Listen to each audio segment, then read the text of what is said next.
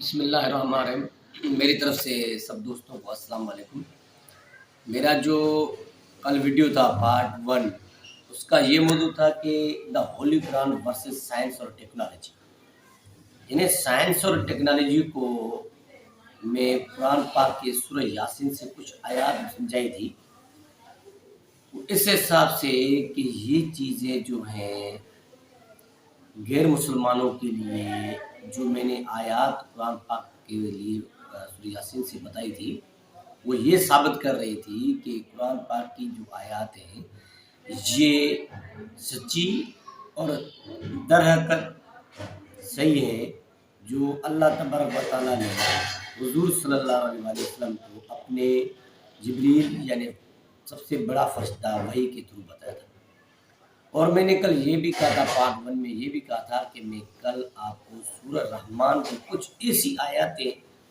ایسی آیات بتاؤں گا جس میں بالکل جو یہ جو سولر سسٹم پورا جو ہے، جو سورج ہے، سورج کے گرد جو سیارے گھوم رہے ہیں اور ستارے ہیں، آسمان ہے، ان کی پوری تفصیلات بتاؤں گا، اور اس آیات سے بالکل ظاہر ہو رہا ہے اور پورا راز کھل رہا ہے۔ اور یہ راز آج سے پہلے کسی بھی عالم ولی کسی نے نہیں بتایا ہوگا کہ ان آیات کا مقصد کیا ہے اور یہ آیات کیوں آئی ہیں، اس میں سے ہمیں کیا فائدہ ہو سکتا ہے۔ اس میں سے غیر مسلم جتنے بھی ہیں اور جو پڑھے لکھے ہیں، اگر اس میں غور وچار کریں گے تو یقیناً میں کہتا ہوں یقین کریں گے اور مانیں گے کہ یہ آیات، یہ ورسز، یہ سینٹنس، یہ جملے، یہ الفاظ اتنے بڑے پرانے دور کے 1400 سال جہالت کے دور سے یہ جو آیتیں آئی ہیں بالکل سچی ہیں، ان کے اوپر ایمان لائیں گے، اعتماد کریں گے۔ جو پڑھے لکھے ہوں گے، جن کو سائنس اور ٹیکنالوجی کا پتہ ہوگا، جن کو سولر سسٹم کا پتہ ہوگا، وہ یہ ہے کہ ایک چیز پہلے میں سمجھایا تھا کہ سورج کے جو گرد جتنے بھی سیارے گھوم رہے ہیں، جس میں سے پہلا سیارہ تارد ہے، دوسرا تیسرے نمبر پہ یہ گلوب ہے، تیسرے نمبر پہ زمین ہے۔ اور یہ سوچنا چاہیے کہ ہم عام آدمی سے سوچ سے بڑھ کر بات ہے کہ عام آدمی تو یہ سوچتا ہے کہ اتنی بڑی زمین کیسے گھومے گی، یہ اللہ کی طاقت ہے۔ جیسے سورج، زمین، اگر ان کا جو گھومنا، سورج کا گھومنا ہوتا تو اس میں یہ سوچو کہ سورج اگر گھوم رہا ہے تو زمین سے اندر سے چیر کے کیسے آ رہا ہے، یہ سوچنا چاہیے نا کہ سورج طلوع کیسے ہو رہا ہے، غروب کیسے ہو رہا ہے۔ سورج ایک ہی جگہ پہ، جو میں نے کل بتایا تھا کہ وَالشَّمْسُ تَجْرِي لِمُسْتَقَرٍ، ہاں سیاروں کے لیے اللہ تعالیٰ برسول یاسین کہہ رہا ہے تَوَکُّلٌ فِی فَلْکٍ یَسْبَحُونَ، تجری اور یسبحون میں فرق ہے۔ تو بہرحال یہ میں پارٹ 1 میں بتایا تھا۔ اب پارٹ 2 میں نے یہ آیت کی تھی کہ سورہ رحمان کی کچھ آیات یہ ہے، اور پہلے یہ بتاؤں کہ اللہ تعالیٰ اپنے کلام پاک میں، قرآن پاک میں جو ہمیں حضور صلی اللہ علیہ وسلم کے تھرو ملا، یہ الفاظ حضور صلی اللہ علیہ وسلم اپنی زبان سے یہ آیت بتائی۔ پورا قرآن پاک نازل نہیں ہوا تھا، نہ ہی کوئی کتاب یعنی کہ کاغذ پہ یا یعنی کپڑے پہ لکھا ہوا نہیں آیا تھا۔ جبریل آتا ہمیں حضور کو بتاتا، حضور صلی اللہ علیہ وسلم ہمیں بتاتا تھا۔ اور اتنے پرانے زمانے جہالت کے دور میں 1400 سال پرانے، اس وقت سائنس اور ٹیکنالوجی نہیں تھی، تو کیسے ان کو پتہ چلا کہ یہ سسٹم سورج اور ان کے گرد سیاروں کا گھومنا ان کو کیسے پتہ چلا؟ تو میں یہ بتا رہا ہوں کہ یہ 2 آیتیں سورہ رحمان کی ہیں، وہ ایسی ہیں۔ اس سے پہلے میں ایک چیز اور بتاؤں کہ اللہ تبارک اپنے قرآن پاک میں کہہ رہا ہے کہ لا ریب فیہ، اس میں کوئی جھوٹ نہیں ہے، نہ زیر، نہ زبر، نہ پیش اور نہ واحد جمع۔ اللہ نے اگر کہہ دیا کہ یہ زیر ہے، یہ زبر ہے، یہ پیش ہے، اور اللہ نے کہا یہ جمع اور واحد بتا دیا، اگر کسی چیز کو جمع بتا دیا یعنی وہ جمع ہی ہوگا، اس کے لیے واحد بتایا وہ واحد ہی ہوگی چیز۔ اب آ جائے، اب یہ دیکھیے کہ سورہ رحمان میں اللہ تبارک و تعالیٰ کہہ رہا ہے رب المشرقین و رب المغربین. بہت بڑا راز ہے، بہت بڑا راز. یہ پڑھے لکھے بھلے مسلمان ہو یا غیر مسلمان ہو، مسلم وہ سوچیں کہ یہ الفاظ کیا ہے، جبکہ ظاہر ظہور میں ایک مشرق ایک مغرب، یعنی اگر زمین ہے کہ سورج گھوم رہا ہے تو ظاہری ظہور میں جو ہمارا عقل کم نہیں کر رہا تو ہم یہ سمجھیں کہ ایک مشرق ہے اور ایک مغرب ہے، لیکن اللہ تبارک اس میں جمع بنا رہا ہے، جمع بتا رہا ہے رب المشرقین و رب المغربین. مشرقین کیوں کہہ رہا ہے؟ یہ سوچنا چاہیے ہم انسانوں کو کہ مشرقین کیوں کہہ رہا ہے، جبکہ مشرق تو ایک ہے. لیکن میں نے کیا بتایا کہ لا ریب فیہ، اس میں زیر زبر پیش کا بھی فرق نہیں ہے، اس میں واحد جمع کا بھی فرق نہیں ہے. اللہ تبارک اگر یہ جمع کہہ رہا ہے تو یہ جمع ہی ہوں گے، اگر مشرقین کہہ رہا ہے تو واقعی مشرقیں ہوں گے، اگر مغربین کہہ رہا ہے تو یہ مغربین ہوں گے، یعنی مغرب ہوں گے. اب یہ دیکھیں کہ وہ کس طریقے سے کہہ رہا ہے. اللہ تبارک و تعالیٰ سورج کے لیے کہہ رہا ہے، اس کا تعداد بتا رہا ہے والشمس، اس کا تعداد بتا رہا ہے یعنی ایک. اور آسمانوں کے لیے اللہ تبارک و تعالیٰ بتا رہا ہے سبع سماوات، اس کا جمع کرا ہے سبع، یعنی اس کا تعداد بتا رہا ہے. لیکن سیارے جو گھوم رہے ہیں، سورج کے گرد گھوم رہے ہیں، ان کے لیے اللہ تبارک و تعالیٰ کوئی بھی تعداد نہیں بتا رہا، یعنی زیادہ ہے. اب وہ سائنس خود مان رہے ہیں سائنسدان کہ ہاں پہلے 9 کہتے تھے، پھر 12 13 14 15 16 17، اب کہتے ہیں کہ انگن ہے، سیارے بہت سارے ہیں، یعنی وہ تعداد میں نہیں آ رہے کہ کتنے. اللہ بھی یہ کہہ رہا ہے، اللہ تبارک اپنے قرآن میں یہ کہہ رہا ہے وَكُلٌ فِي فَلَكٍ يَسْبَحُونَ، یعنی جتنے بھی ہیں پورے کے پورے فی فلک اپنے مدار میں یسبحون گردش کر دی، یعنی اگر یہ سورج کہا جائے تو اس کے اوپر پورے کے پورے سیارے گھوم رہے ہیں. اور یہ جو آیتیں سورہ رحمان کی ہیں اس میں آ رہا ہے رب المشرقین و رب المغربین، یعنی یہ تعداد اللہ تبارک و تعالیٰ اس میں تعداد نہیں بتا رہے کتنے مشرقین یعنی بہت سارے، یہ بتا رہے جو سیارے گھوم رہے، جو سورج کے طرف اوپر سیارے گھوم رہے ہیں. اگر ایک سیارہ عطارد گھوم رہا ہے اس کا بھی مشرق، دوسرا بھی گھوم رہا ہے دوسرا کا مشرق، اور تیسرے نمبر پہ زمین گھوم رہی ہے اس کا بھی مشرق اور مغرب، کہ وہ گھومتی ہے نا، چلتی بھی ہے. تو یعنی جو سیارے گھومتے ہیں ان کے لیے اللہ نے اتنا بہت بڑا راز بتایا، بہت بڑا راز ہے رب المشرقین. اب کس کی طرف یہ جا رہے ہیں جمع؟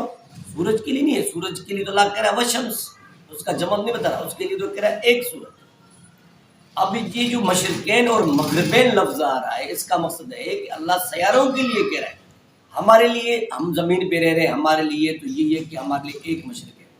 لیکن اللہ تبارک و تعالیٰ جو کہہ رہا ہے وہ سارے سیاروں کے لیے کہہ رہے ہیں، ان کے لیے انہوں نے سب پوری دنیا کو بنایا. اب یہ دیکھا جائے کہ یہ آیتیں جو ہیں یہ جہالت کے دور میں اللہ تبارک و تعالیٰ یہ جو آیتیں ہمارے نبی کو بتا، ہمارے نبی ہمیں بتایا، اگر یہ ہاتھ کی بنی ہوئی ہوتی نا تو انسان کی سوچ تو یہ ہے کہ زمین ایک ہے، اوپر سے سورج گھوم رہا ہے تو وہ مشرق یا مغرب کہتے.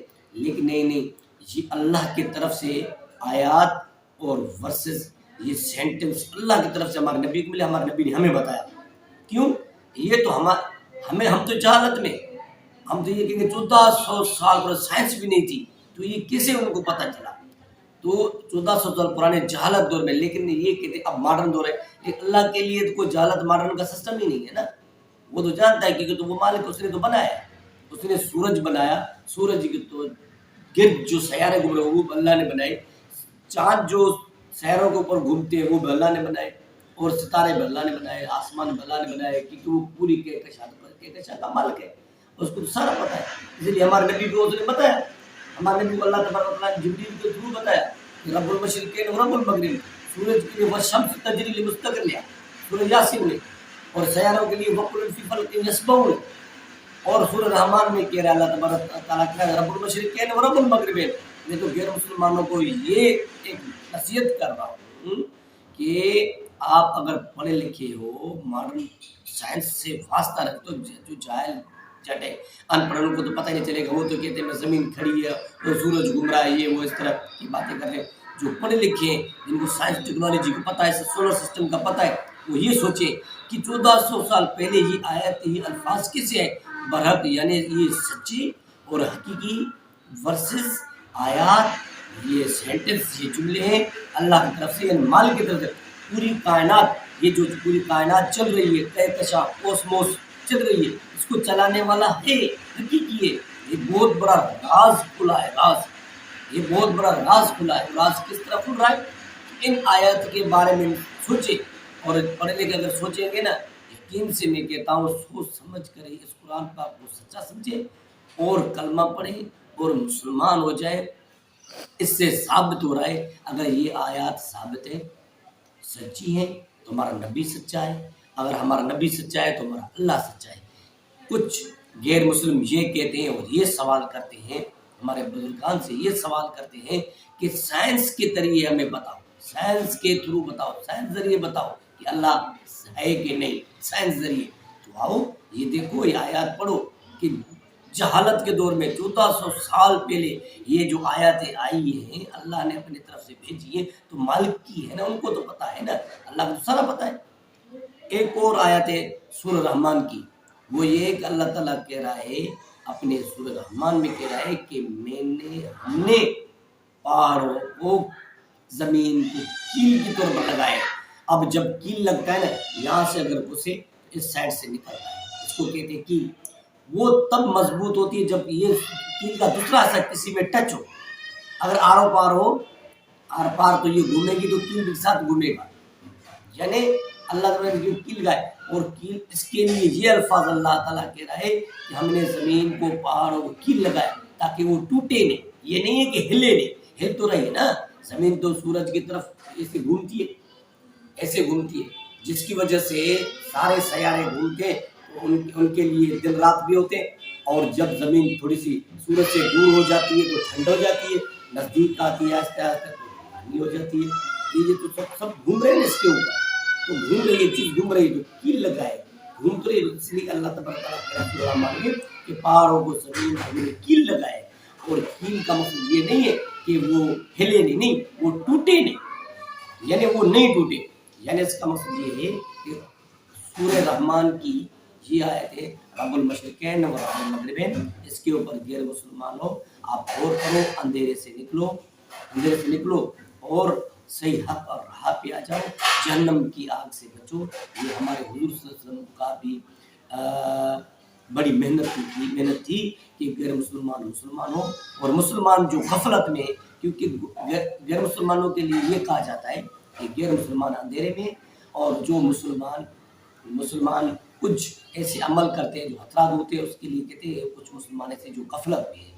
تو غیر مسلمانوں کے لیے رہو, آپ اندھیرے سے نکلو, کلمہ پڑھو, مسلمان ہو جاؤ. قرآن پاک کے سورہ رحمان کی آیتوں پہ رب المشرقین و رب المغربین اور سورہ یاسین کی کچھ آیات, ان کے اوپر عمل کرو, ان کو دیکھو. اور یہ آیت آج کی نہیں, 1400 سال پرانی یہ آیت ہے, 1400 سال پرانا. تو یہ اگر ایسی, ان کو چیک کرو, ان کو محنت کرو, ان کو دیکھو کہ یہ کس طریقے سے کس کے لیے ہیں, تو آپ خود بخود سمجھ جاؤ گے کہ یہ آیات واقع سچی اللہ کی طرف سے آئی ہیں. اور نبی کو ملے, نبی نے ہم کو بتایا یہ اس دنیا کا واقع ایک اللہ ہی مالک ہے جو اس پوری دنیا کو چلا رہا ہے. یہ اس میں ثابت ہو رہا ہے سائنس اور ٹیکنالوجی سے. سائنس بھی یہی کہہ رہی ہے, ہمارے قرآن پاک میں بہت سارا یہ ذکر ہے.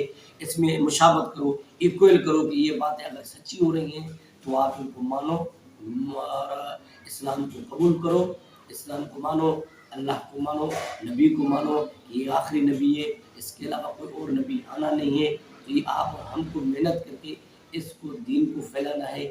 اور خاص کر کے جتنے بھی ویڈیوز میری ہوں گے وہ نان مسلم کے لیے, غیر مسلم کے لیے ہوں گے, تاکہ وہ اندھیرے سے نکلے, وہ صحیح راہ پہ آئے. اب یہ انشاءاللہ میری آگے بھی کوشش ہوگی کہ میں اچھے ویڈیو آپ کو دوں گا. میرا پارٹ 1 آج کا پارٹ 2 کمپلیٹ ہوا, تب تک کے لیے مجھے اجازت ہے. اللہ حافظ.